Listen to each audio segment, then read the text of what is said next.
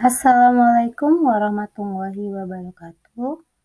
Perkenalkan saya Salsabila Aulia Sandra, mahasiswi semester 2 D3 Akuntansi STIE Tuan Negeri dengan NIM 2262401031. Kali ini saya akan menjelaskan mengenai dedolarisasi.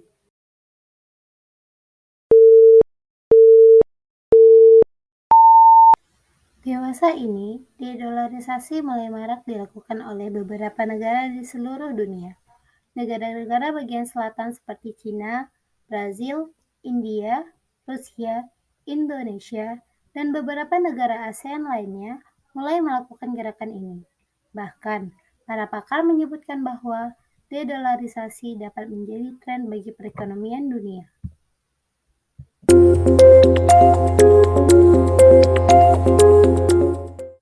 Dedolarisasi merupakan sebuah upaya pergantian dolar sebagai mata uang bilateral, sehingga dengan adanya dedolarisasi, sebuah negara mengurangi ketergantungannya dengan US dollar. Menurut data IMF, saat ini penggunaan dolar mengalami penurunan hingga mendekati 50%. Hal ini merupakan dampak dari adanya defisit pembayaran yang terjadi di Amerika dalam beberapa tahun terakhir yang memicu terjadinya ketidakpastian global dan inflasi yang tinggi. Selain itu, Ellie Clifton, seorang penasihat senior Quincy Institute, menyatakan bahwa pemicu utama dari terjadinya dedolarisasi adalah upaya Washington dalam menjadikan mata uangnya sebagai senjata melalui sanksi yang mencakup 29% ekonomi global dan 40% cadangan minyak global. Oleh karena itu, negara-negara bagian selatan mulai mengurangi cadangan US dollar dan memakai mata uang non-dolar sebagai alat transaksi. Beberapa ekonom sepakat bahwa dedolarisasi bertujuan untuk meningkatkan stabilitas mata uang lokal. Negara-negara di dunia mencoba menguatkan mata uang nasional, melakukan diversifikasi resiko, memperkuat kemandirian kebijakan moneter, serta mengurangi kerentanan terhadap hukum AS.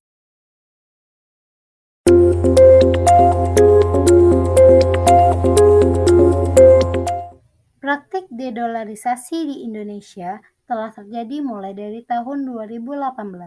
Pada saat itu, BI menginisiasi kerjasama dengan Thailand dan Malaysia untuk melakukan transaksi bilateral mata uang lokal atau yang disebut juga dengan LCS atau Local Currency Settlement. 2 tahun berselang, kerjasama ini diimplementasikan dengan Jepang dan disusul oleh Cina setahun kemudian, dan dipererat kembali dengan hasil akhir KTT ASEAN ke-42 pada tahun 2023. Dedolarisasi memiliki dampak positif bagi Indonesia, yakni kestabilan nilai mata uang rupiah. Dengan adanya dedolarisasi, nilai mata uang rupiah akan mengalami kestabilan yang baik.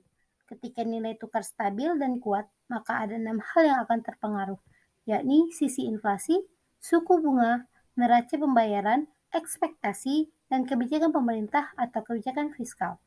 Relatif bisa terhindarnya ekonomi Indonesia dari ancaman krisis keuangan global karena banyaknya diversifikasi mata uang yang dilakukan dalam transaksi internasional. Keuntungan dalam neraca pembayaran dan kesehatan fiskal Indonesia ketika dolar Amerika Serikat menjadi lebih terdepresiasi dan stabil. Dan yang terakhir, mempererat hubungan dan menghemat biaya perdagangan.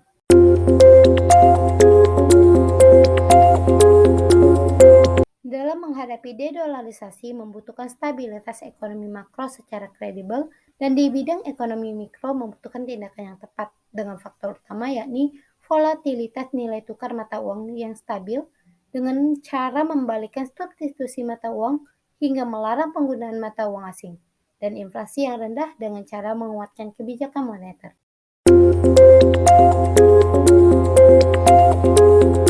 Dedolarisasi merupakan suatu gerakan di mana pengurangan penggunaan dolar sebagai mata uang utama dalam perdagangan dunia.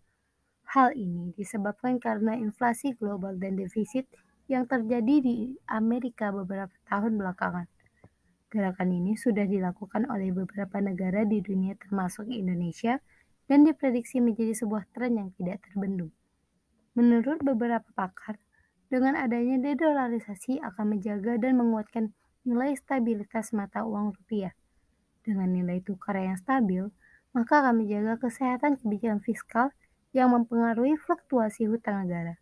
Sehingga dapat disimpulkan bahwa dengan adanya dedolarisasi memberikan dampak yang baik bagi Indonesia, terlebih dalam cakupan ekonomi makro yang melibatkan perdagangan lintas negara dan kebijakan fiskal.